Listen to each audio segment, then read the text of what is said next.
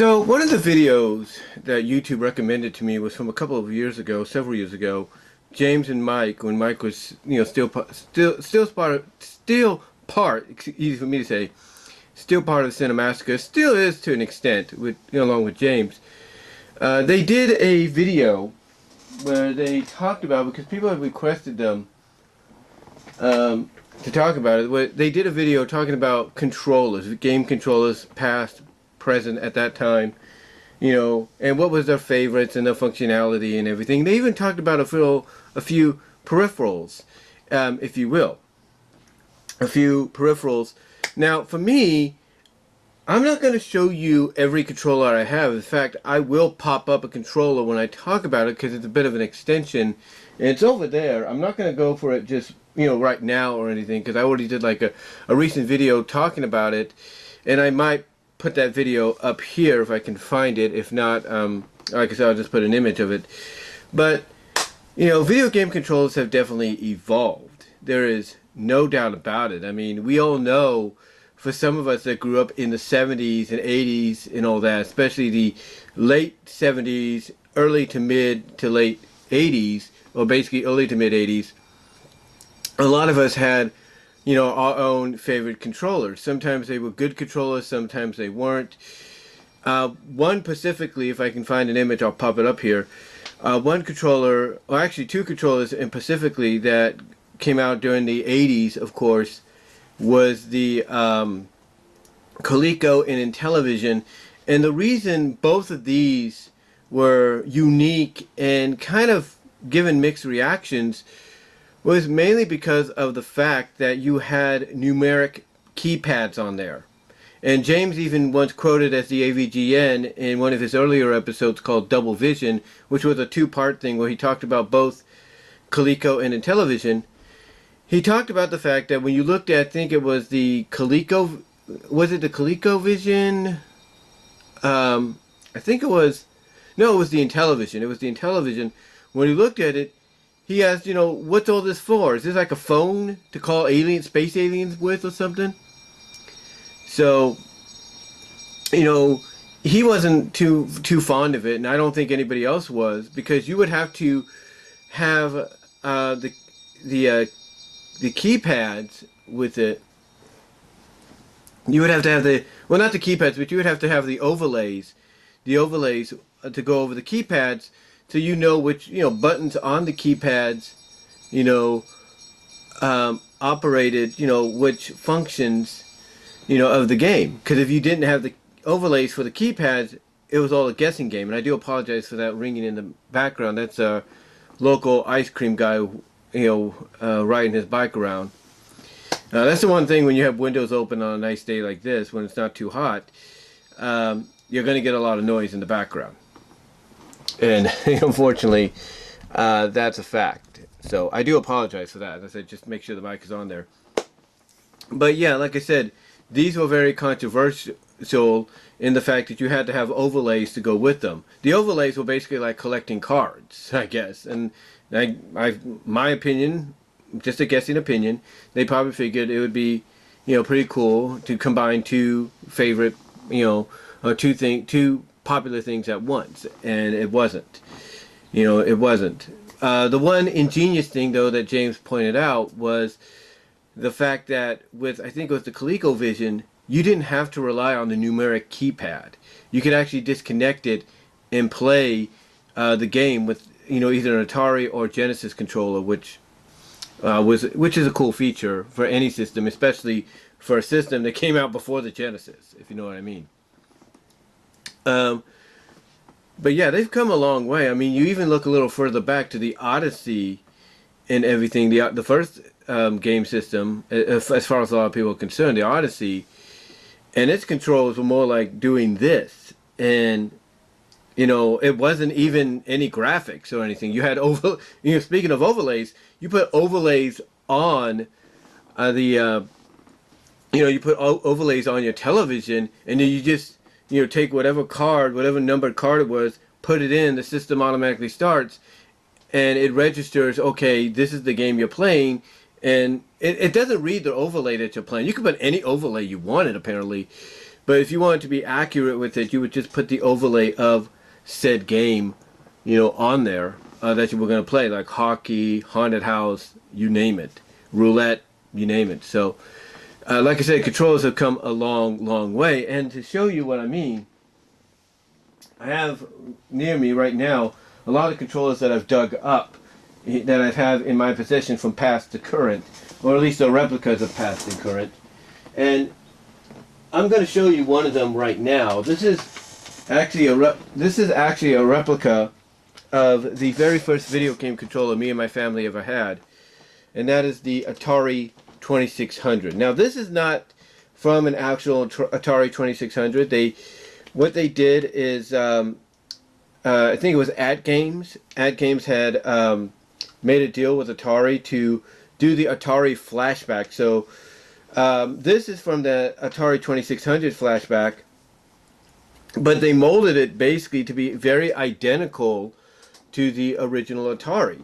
And what's fun about this, apparently from what people have said talking about the flashback, is if you didn't care about the flashback and you still had your original Atari 2600, you had your original 2600, or you had the Retron 77, which is right here, you could actually use this Atari flashback, this controller that came with the flashback. You could use it on something like this or your original Atari, from what I understand. And speaking of the Retron, as you can see on the cover here, they actually came with a replica version of the system themselves, but they actually added an additional button as well, which I'm assuming is like a reset or a reset. Well, actually, no, it's not a reset. From what I understand, I was watching Re-Res, and they talked about this. Basically, the additional button was for whatever hand side left kind of like whatever hand you utilize the most. Like if you were right-handed, you have a button for the right hand. Left-handed, you had a button for the left hand. So they basically made the controller seem very identical to that. Made the controller very identical to the other one, but it gave it like a little bit of a groove to make it a little bit more form-fitting to your hand. But they also kind of like updated it, like I said, to where depending on how you used your hand, which was your writing hand, they basically added the additional button on the side, depending on if you were left-handed or right-handed. So I thought that was pretty cool. And of course, the Retron is basically an Atari 2600, but updated for HDMI. So it's really nice that they did that and everything. And again, like I said, you could actually use this controller with it, or with the original 2600 as well.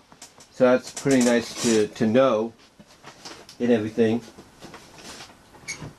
That's pretty nice to know as I carefully put this back into my dresser closet here. Now, speaking of the Atari 2600, of course they did the 5200, I think. And this here, they did the 5200, but then they did the 7800, and this here is the 7800 controller. Basically, it's the same connectors right there. And this is from this Atari 7800 flashback. I don't think they did a 5200. I don't think they did a 5200. This is basically, mini 7800s. This is based on the mini 70.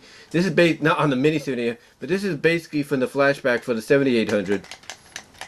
And it's a nice little controller and everything. It's got pause, it's got select and everything. So it was really nice to, it was really nice. I'll give At Games this, along with the collaboration with Atari. I'll give them credit to where they did a pretty good job at trying to replicate these controllers as best they could, and allow you the opportunity to potentially use them on the classic systems, as well as more, updated systems, like let's say the Retron 77. So I'm happy they did something like that. Now, speaking as I just have a USB cord that fell out of nowhere. Probably have to put that back somewhere, or something. Oh, I think, wait a minute. Oh, this might be one of my chargers. This is one of my battery chargers. But anyway, after that, of course, Nintendo came around, and like any family, we had Nintendo. And I don't have my Nintendo controllers on me right now. I think I have them packed away somewhere. Basically, I have them packed away probably in the closet, probably my dresser closet right here on the side, or it's in the garage. But basically, these controllers came up next, and this is, of course, Nintendo replicating the old controllers, basically to the point that it feels like all you'd have to do is modify the wire here. All you'd have to do is modify the wire. And I'm sure people have already done that to connect to the original Nintendo, and you'd be good to go. But this, of course, is from the NES Classic, but it's still pretty much the same controller. The only difference is you have that as a connector. But overall, this was a pretty decent controller to utilize, and everybody has always said that if you're going to replicate any kind of like button layout on any kind of controller or portable device, you need to replicate the NES. I mean, going back to James Rolfe, excuse me there, going back to James Rolfe, he did the Tiger Electronics video, and he said, he did the Tiger Electronics video review, or the review on Tiger Electronics, and he basically mentioned in that video that if you're going to replicate anything, you need to replicate this. And he was addressing that with the,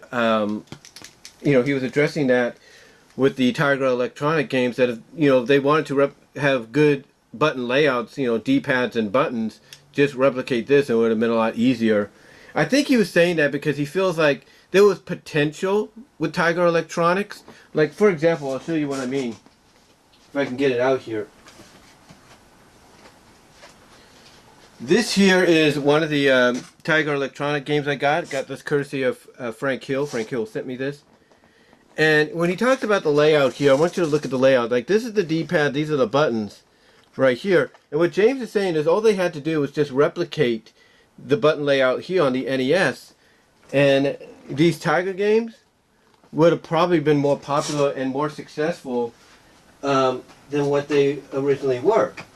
Not saying they weren't successful or anything.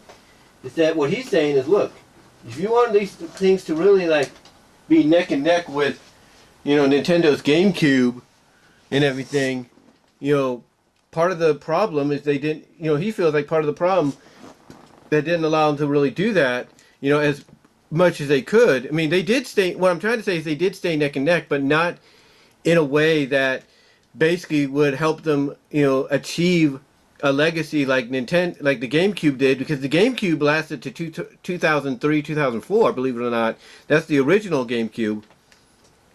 And I think what he's saying is if they would have replicated something like this, that could have probably helped the longevity in the long run. That's why he brought that up in the video when he did it. Or when he did that video, he brought that up. So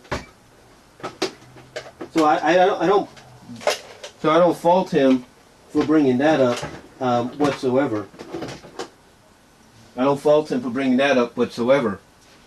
Now, of course, after that, Nintendo had to deal with some competition, and that competition came in the form of the Sega Genesis. Now, of course, just like with the NES Classic, and it's a little dusty here. One thing about rooms and all that, no matter where you live, is you're going to get a lot of dust. But, of course, Nintendo, they dealt with competition from all over, like Atari, Coleco, and Nintella, and especially Sega. But this here is when Nintendo really had to like step up the game, because this is a replication of, just like with the NES, just like Nintendo did for the NES Classic. Sega did the same thing for the Sega Genesis Mini. The Sega Genesis Mini, and they replicated their controller as well to a T, to the point that, again, all you have to do, and like I said about the NES controller, I'm pretty sure people have thought about this and are capable of doing it. All you have to do is just change that out to make it into a Sega Genesis controller to play on the Genesis, or a third-party console that does Genesis games. Or you can get an adapter where you can connect this to that adapter, and then connect the adapter to the console. But yeah, basically the Genesis controller came out, and even James and Mike said this is more of the favorites a little bit because of the way the layout is. And it is a nice rounded controller. It's a 3 buttons instead of just 2, along with a D-pad. And I like the feel of it. I remember when I first played it at my cousin's, it felt really nice. And of course, I was a kid then, and I just wanted to play some Sonic because that was one of the hot new games that was out. So the controller is nice and rounded, form-fitting to the hands. And I think Nintendo took notice and everything. They took notice because they would try to replicate that later. Now, for me, of course, having the Genesis Mini like anybody else, of course I have 2 of them to go along with it. I have 2 of the controllers to go along with it. So if I want to do 2-player games with the Genesis Mini, I can do that, right off the bat. But of course, just like the Super Nintendo and like the Super Nintendo, the SNES Classic that came after the NES Classic, the Genesis Mini had fighting games on it, and of course, Retrobit and Sega pretty much knew, okay, fans are not going to want to play fighting games like Mortal Kombat or Street Fighter without some kind of controller that allows them to play it with these, because the 3-button controller, it's all right, but it doesn't like have enough button power or enough room, if you will, to really get every special move and stuff replicated. So Retrobit worked with Sega and came out with an official secondary Sega Genesis 6-button controller with the shoulder pads and everything. They came out with a secondary controller, which I think is pretty cool that they did that. Now, here's the thing though. When you look at the regular Sega Genesis controllers for the Mini, if you have something like what I do, which is of course the Super Retrocade, which I did provide a game footage of recently, if you try to play it with the Sega Genesis controllers, I don't think you're able to really do it. I'm not saying you can't, but I don't think it's really possible. I haven't tried it in a while, but if you play it with this, it's workable, there's no doubt. The only thing is, like, let's say you're playing the Princess Sally hack or the Bunny Rabbit hack of both Sonic 1 and 2. This middle button right here, which is button, I think, what is it, button Y, the Y button, that right there is your firing button for Sally shooting like little, I guess you could say bullet, oh, I wouldn't say bullets, but little lasers or something like that out of Nicole, or Bunny stretching her arm. The Y button is basically your go-to button for that, although you can map it down to be your C button and everything. But overall, this is probably the best choice to play any Genesis games that you would have on the Super Retrocade, whether it's already installed or you install them with a ROM like I did. This is probably your best chance of doing it. But again, they did this because when the Genesis Mini came out, Sega realized, okay, well, like I said, Sega realized they were going to have fighting games on there, and that people preferred the 6-button controller for the fighting games over anything else. So they came up with this button controller, and it's worked ever since. It's worked ever since, and for people like me and others. Now, of course, Nintendo, like I said, wanted to make up for the disaster, well, not the disaster, but they wanted to make up for the lack of length in the controller cords when they did from the NES Classic with the SNES Classic. So they decided to go with the so they decided when they did the SNES Classic, hey, we're going to extend the cords to where they're long enough for people to use. Now, here's the thing: they did have extensions for the. They did sell officially extensions for the NES controllers, but they knew people didn't want to do that, so they came up with the idea of, when they did the SNES Classic, they were just going to improve on the length of the controller, and as you can tell, they did just that. Now, this, of course, is a replica of the Super Nintendo controller, and I do have an original Super Nintendo controller stored away along with my Super Nintendo. Yes, I do have that too. But I'm not going to dig it out or anything. You just have to take my word on that. But yeah, I have but I have a Super Nintendo as well, as along with the along with the original controller and everything. And these are probably some of the best ones. They're known as the dog bone controllers, but again, Nintendo, I think, noticed how people were probably very comfortable, holding the Sega Genesis controllers, and they figured, we could do better, and that's why we got these, which I'm really happy that they supplied when they did the SNES Classic several years ago. So I'm really glad that they did that. But speaking of Nintendo, of course, nowadays we have consoles and everything like the like the Super Retrocade and everything. And with the Retrocade, like I showed you with the 6-button Sega Genesis controller that I think it was Retrobit that brought that out. They also Hyperlink, was it Hyperlink or Retrobit? I can't remember who it was. Correct me in the comments, guys, if you can, or in the live chat.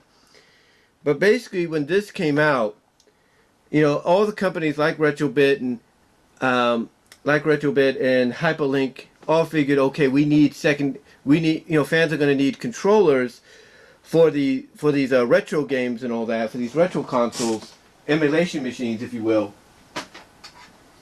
And they got to work at creating a Super Nintendo version here as well. Now, as you could tell, the controller, the end port of this is different than the SNES Classic one, but it can be modified. I think we know that. But this one was mainly done for the fact that people on their computers, laptops, gaming PCs or whatever, or like I say, the retro consoles, emulation machines, would have Nintendo games on there. And so they figured, okay, what can we do to, solve the issue of, them not having to use the computer boards, joysticks and everything, but give them that authentic feel that they once had. And so Hyperlink came up with several controllers like this, to where you could actually play Super Nintendo games or Super Famicom games as they were originally meant to be played on your PC, on your retro consoles and all that. When you would get an opportunity to play them. And I like the fact that they did that. And so some of the retro games I have via ROMs, that I downloaded via ROMs on the Super Retrocade, can be played with these, and I'm really, really thrilled about that. I'm really excited about that, because it makes you feel like you're playing them the way they're meant to be played, and not just what the controllers provided. So I do like that. I do like the idea that Hyperlink did that, along with, I think, doing the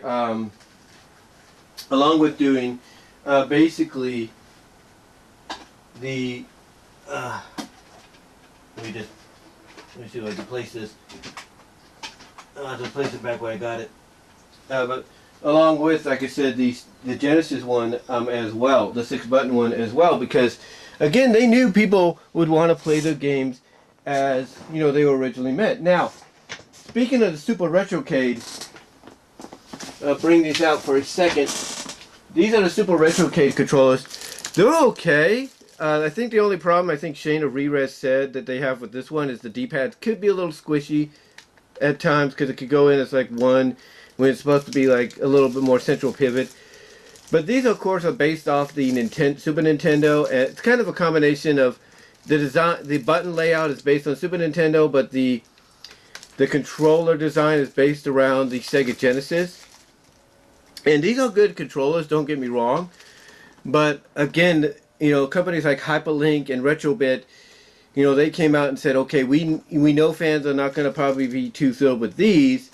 What can we do to, make up for that? And they decided, like I just showed you, to come up with the controllers of the 6-button, or 3-button Sega Genesis controller or Super Nintendo-like controller, so that if you didn't want to use these as much and you wanted to save them just in case something happened to those controllers, you could, keep these, like in plastic still, or keep them in storage or wherever, and then bring them out whenever you wanted to, just in case you wanted to save on your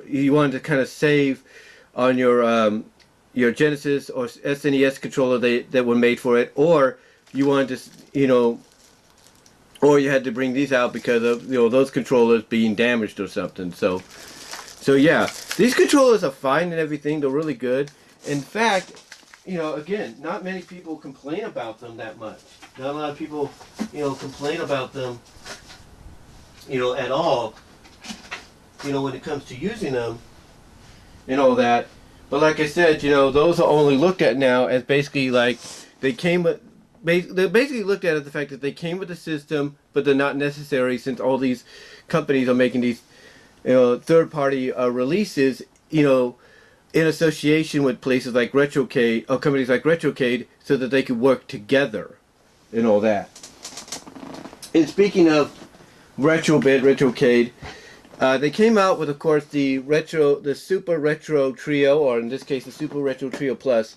And you can see that the controllers on there are basically very identical to Super Nintendo controllers. They're basically the same controllers that I just showed you, but they're more in the dog bone shape design.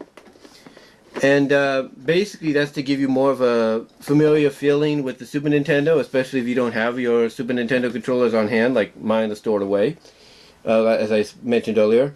So they have these, and that's pretty cool. And so they have these available. That's pretty cool to have. And the cord, of course, it's 6 feet, so that's really nice. But here's the thing. Here's the thing with the Super Retro Trio or Trio Plus. Yes, it plays NES, SNES, and Genesis, and those SNES controllers can work with the NES games too. So, because all you'd have to do is just focus on the A and B buttons, depending, I think, where it's located at. Let me see. Yeah, A and B, like on the bottom. All you have to do is just focus on those buttons. When it comes to your regular NES games, and then the Y and X is your turbo, I guess. But because of the fact that they do play, the system does play Genesis games, of course, people are going to want a Genesis controller. So I went out and I bought this. This is actually a replicated Sega Genesis controller right here. This is a replicated Sega Genesis controller right here. And it's not one that it's not one with a USB cord. It's one with It's one with a 6-prong connector, or 6-prong connector. And this was made because of systems like the Super Retro Trio or the Super Retro Trio Plus, or it was made just in case that, let's say, you lost one of your controllers for your original Genesis and you still played your Genesis, you can go out and get this. And again, this was released for the Genesis, for the Super Retrobit, or the Super Retro Trio Plus by Retrobit in a collaboration with Sega, because because like I said, either fans would still be playing their Genesis games and they on their regular Genesis, and they want to have another controller, but they know that the originals would be too much. Retrobit came in and said, "Hey, we'll do that for you, Sega."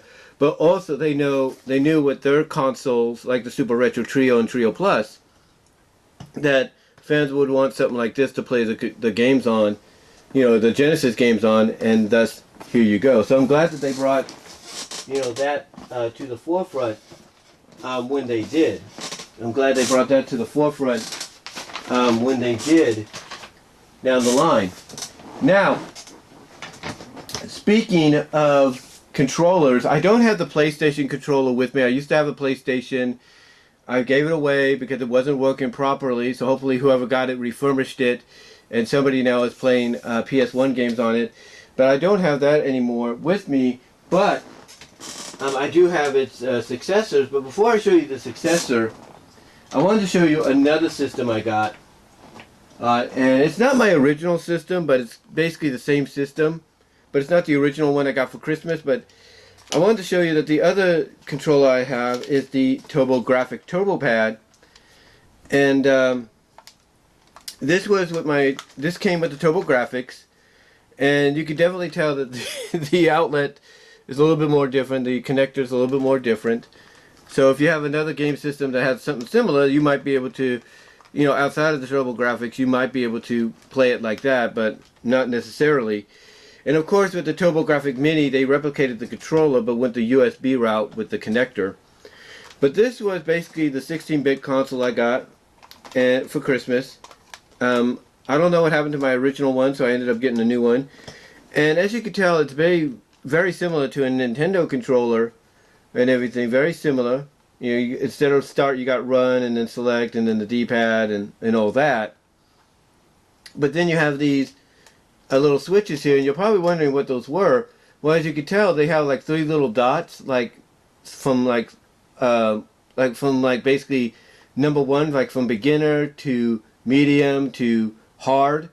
These are basically for the turbo function. So if you want to like start out slow, like okay, here's 1, and all that. Like for the 1 button or the A button, you want to go start out slow. That's fine. For the B, you want to go like that. Boom. It all depends on the functionality of your game. And I like that little nugget there. They also had, of course, just like Nintendo and Sega, they had, and I think even Atari had this, they had a arcade stick. So whatever games were arcade style like for you, you could use this, or you could use the arcade stick to play them. You could use the arcade stick to play them down the line. So I have that. I have that controller, which I'm really happy about. And then, of course, I've mentioned it before, got myself a Sega Dreamcast at the Game Exchange. I think that's what it was, in Lawrence, Kansas. It still has, I have to clean it up a little bit, but it's still functioning. Still very functioning, except I think it was the B button has to be cleaned up a little bit. It feels a little sticky. Yeah, it feels a little sticky and all that. All the other buttons are okay. The B one still, I think, has to be cleaned up a little bit. But yeah, I got this, and I understand what Mike was talking about when he showed James this. How they don't like the fact that the wire is here instead of in the back. But here's the thing: the reason they did that, in my opinion, is because, of course, they wanted to make room for the little memory, for the V card, as they call it, the little V memory card. That you could play, that you could store your saves on, as well as play like little games on there as well. So I thought overall the controller was nice. I even agreed that it's nice, a nice form-fitting controller. The buttons are all in the right place. The only thing they have an issue with is the cord.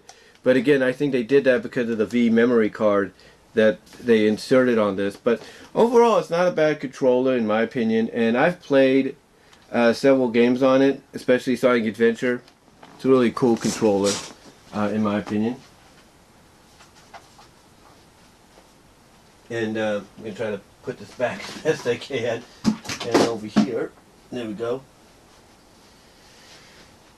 Now, of course, I ended up, I ended up basically taking the next step in the video game. And of course I ended up getting a PlayStation 2. Now this is not the original PlayStation controller that came with it. It's a newer one. Because over time, one thing about controllers, depending on how much you play them, is they wear out. They do wear out over time. But this one is one of the PS2 controllers they brought out. It still works very functionally. I really like that. And the other thing about the PlayStation 2 that they didn't acknowledge is the backwards compatibility. So even if you are someone like me that gave away your PS1, but you still want to play PS1 games, well, basically you could still do that on your PS2. So I like that idea, and you could use PS2 controllers to play them as well. So I do like that. I do like that idea, and they do mention that they can change a few things, but not too much. It's not too much of a change and all that. It's just that now the controllers have analog along with, the D-pad, the D-pad and everything. So so overall it's a good controller. It's probably one of the best ones you're going to get. And of course, you had third parties making controllers as well. Like this is a let me see which one this one is. This is God, which brand is this? I can't even think of it. I can't even see the name there. Um, this is Arsenal. This is an Arsenal controller. This was also for the PS2. And one thing about the third-party controllers is they always try to up the ante with the original controllers. So, for example, let me see if I can get some light on this. So, for example, you would have an option of, okay, here's your select, here's your start, your pause, if you will. Right here, your pause is like right there, and then select. But then you would have the slow option, and then your mode button, and it's like, why do you want to add a mode and a slow button and all that? I mean, I can understand you want to slow games down to make it easier for you, but still, it's kind of stupid. And then, of course, the D-pad's a little bit more different than a traditional PS2 controller, because it's basically like it's like a regular D-pad. It's not triangle shaped. It's not divided like these are. These are divided, as you can tell. Individualized, but this is more like traditional D-pad. But yeah, the thing about the third-party controllers is they would always try to, like I mentioned, up the game when it came to, the original game controllers for the console, because they wanted to show, hey, well, your controller is great and everything, but if you put us in charge, we could have made it better. And I think that's what they like to do. They like to send the message of, hey, we could have made this better for you if you put us in charge. And and here's the thing: people have a right to their opinions. I'm not saying that they don't, but it's like, but it's like, hey, if you could do that, why didn't you step up and offer to do it? In my opinion, why didn't you step up and offer to do it when you had the opportunity? Now, speaking of the next game console I have not one, not two, but I have 3 of these systems. Now, here's the thing. 3 of these controllers. This controller here was to my original Xbox 360. But unfortunately, my original Xbox 360 bit the dust. Yeah, it bit the dust, unfortunately. But I kept the controller. The controller synced up to the new Xbox I got, which is the black version. But it's still synced up, and it works. It works perfectly. But this is from the original one I got back when I first got out here. So that's the original one. And then, of course, I ended up getting a couple of controllers to go with it because, being the only one in my family at the time that had the Xbox, of course, I had my nephews and all that, and they wanted to play the game too, and so did my niece. They wanted to play the system too, so it's like, okay, gotta get more controllers, so that's what I did. So I have 3 of these Xbox controllers, on hand whenever they are needed. Although I don't think that's going to be necessary anymore, but three of them just in case. All official Xbox controllers, if you will. All 3 official Xbox controllers, as I try to make some room here. Now, of course, evolution has a way of surprising you. So, of course, when it came out, I had to get the Wii, and this is one. Actually, these 2 are my original Wii controllers. Now, I want to explain something as to what I mean by that. One, just like my Xbox, my original Wii that had the GameCube. And here's the thing about the Wii. Anytime game companies decide to re-release, redesign, slim down versions, modernized, versions of hold on for a sec.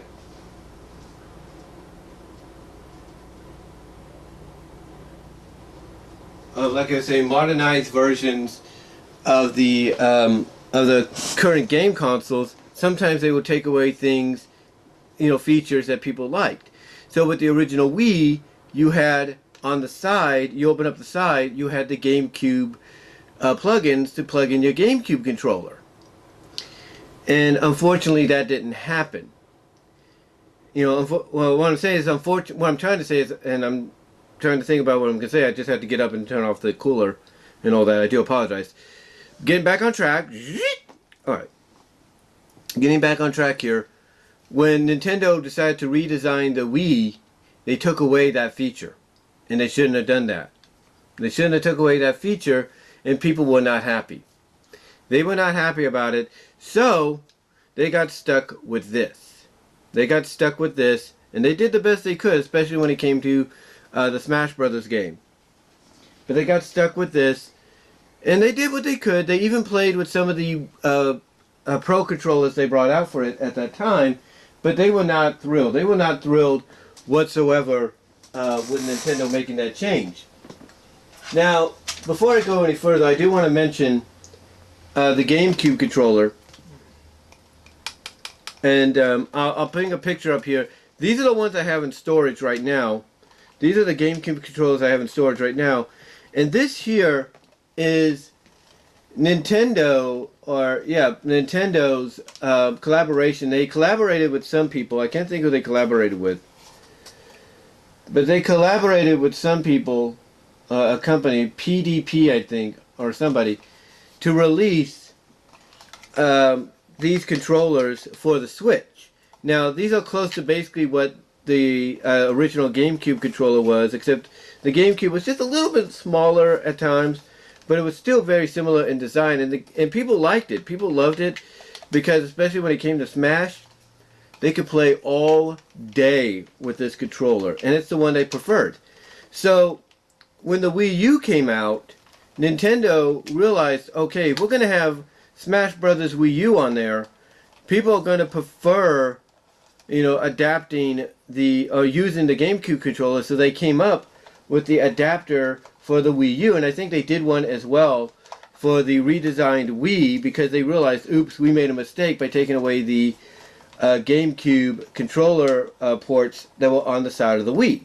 And people enjoyed that. People, like I said, they enjoyed having those ports on the side, and they weren't happy when they got taken away. And then, of course, you have the Wii U remote right here. Although, I know it looks just like the regular Wii remote, but this was the Wii U remote that they came up with. Now, because of the fact that also they did backwards compatibility, with the Wii. So when if you were in the mood to play Wii games, or you wanted to transfer your data from the Wii to the Wii U, and you wanted to play your games on the new Wii U system, you could do that with basically the controller not really being changed that much at all. The only difference was, as far as controllers go,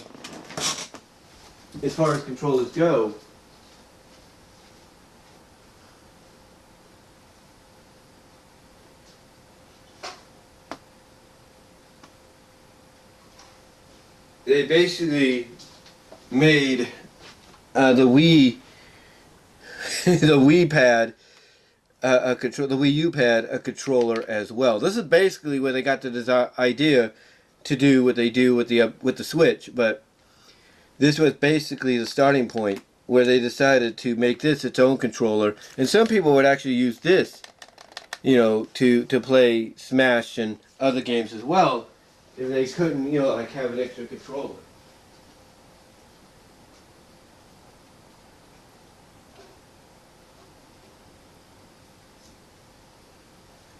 So they would, they would use that to play Smash with, or any other game that was multiplayer, if they couldn't play otherwise.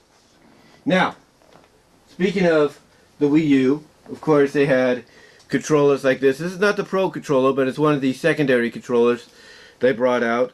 And the way you play it is you basically hook up a USB cord to it, and you play it basically like a Xbox 360 controller, or something around that vein, because you can tell it's very designed very similar to that. But they were trying to basically give you like a second option to, alternative, if you will, to have something when you would play like Smash and all that. Well, and it worked. Don't get me wrong, it did work. But people preferred the Smash Brothers controller, which, again, they did realize, hey, let's put an adapter in there and go from there. But yeah, speaking of which, when it came to the Wii U and everything, when it came to the Wii U and the Wii even, Nintendo knew, okay, with our digital shop, because remember they had a digital shop, up until recently, where you could purchase classic games and everything, and this is before the NES Classic and SNES Classic were even a thing. So if you wanted to purchase games like, let's say, Duck Hunt, or let's say Hogan's Alley, but they were light gun games, you would need something. You would need something to play those games, right?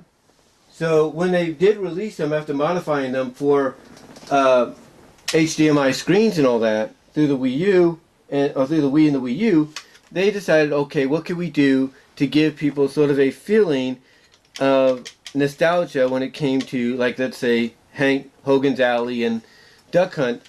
Well, that's where this came in.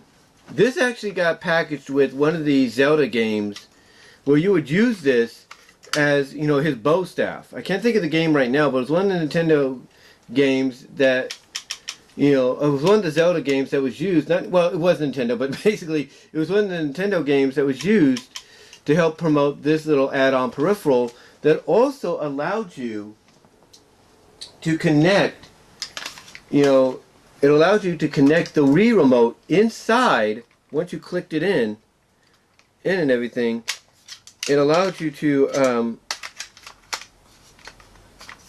it allowed you basically, as I try to make it work here, there we go. It allowed you to click it in, and then once it's synced up and everything, you could use it as the bow staff. Now, what it does here too is it allows you to take your string and put it down there, so it's out of the way.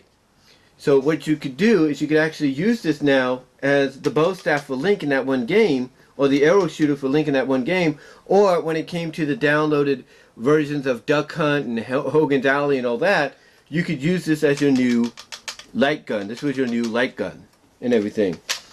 So yeah, that was a pretty nice little accessory that they added, although people would rather just do it like this because it's a lot quicker and it doesn't take time to register or click or anything or get stuck.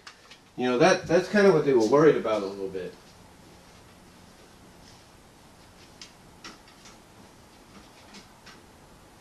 It's kind of what they it's kind of what they were worried about. It's kind of what they were worried about a little bit at that time.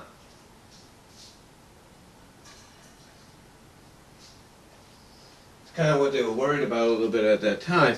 Anyway, though, basically they added that on for, like I said, the Legend of Zelda game, which helped promote that, as well as like the digital games you would have for, for the NES, from the eShop, if you will, from the Nintendo Wii Shop or eShop, like Duck Hunt and Hogan's Alley and all that. But it wasn't the only peripheral they added to, make the Wii remote more than what it seemed. They also had this. This was sold to help promote this was sold basically to help promote the Mario Kart series that was coming to the Wii. And what you would do is you would take your controller, and you see this little hole here, right? So that's where your holder would go. And then what you would do is you would line your controller up like that, put it in, and then that's how you play Mario Kart with the wheel. So you can have that experience of, okay, I'm driving and everything. It gives you that replication, if you will, to play, to feel like you're actually driving the wheel and everything. And they also did that because, like I said, with the Wii, with the reshop and everything, you could, download F-Zero and all that and try to do it like that as well. But again, people rather had used the nunchucks as a better alternative, and that's kind of what they did. That's kind of what they did. They would take the nunchucks and they would just, connect it underneath the thing here, and just start doing the race like this because it was a little bit more easier for them to do and all that. Or they would just do the sideways deal like that, and they wouldn't worry about some kind of wheel in their hands, because even though it might have worked, don't get me wrong, it might have worked, it wasn't a very popular peripheral when it came to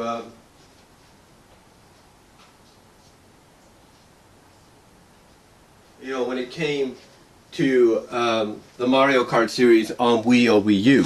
It wasn't a very popular peripheral. Now we're heading into more modern systems, and I'm going to show you this right now. This, of course, as you know, is the Switch. And of course, just like the Wii U gamepad, that's where the idea for this came from, but it was more improved. And now you got the OLED as well, or the OLED as well, with a better, I guess, screen, 720 1080p screen. But basically, that's the idea, to have a console like this came from the Wii U. It's basically an improvement. But here's what's interesting about this. So you have these here on the side, and what you could do is you could disconnect them. And there's those little buttons on the back. Of course, we'll get some light in here. Getting a little darker now. But there's some buttons on the back here, and what you do is just slide that off, and now you could use that as an individual controller, especially if you're taking it, on the road, or you're taking it out and about, and then you just connect it like that. And the same with, the other side as well, which is, pretty nice and everything. It's pretty nice to do. But yeah, and basically they do work well individually if you're used to that. But it definitely shows you like I said, it definitely shows you the change, because you could use the controller like this, or you could use it like this if you're shooting and all that, or like I said, you could have it on the side just like the original Wii. And then if you want to just get back to playing it on the television, you could do that as well. But of course, just like with the Wii, just like with the Wii and the Wii U, they came out with a controller, third-party controllers, secondary controllers, in collaboration with some companies. So this is from Power A, and this was created for the Nintendo Switch. And as you can tell, they tried to replicate in their own way the GameCube pad, but make it a little bit more slicker. They tried to replicate it, but people preferred more of the GameCube pad than anything. But this is a good controller, and it's very Xbox inspired. You can tell by that, or tell by the design, that it's very Xbox inspired. But yeah, they did come up with these as well, along with like I said, the GameCube controller as well, to help play games on there without the use of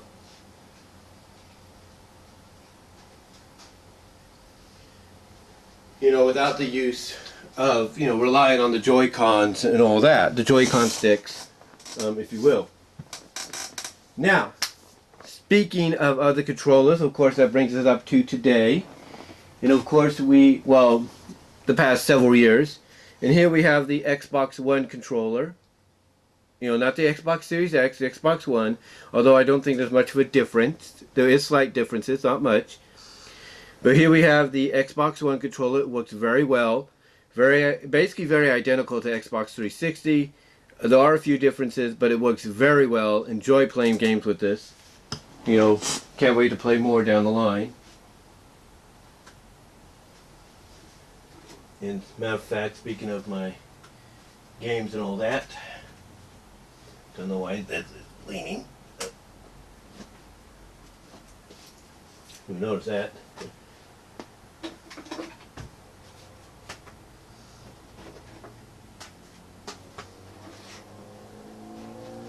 There we go. Oh, put that over here. But yeah, I just had to move my controller a little bit. But yeah, enjoy that controller. But then also I have my PS4 controllers. Now this is not my original.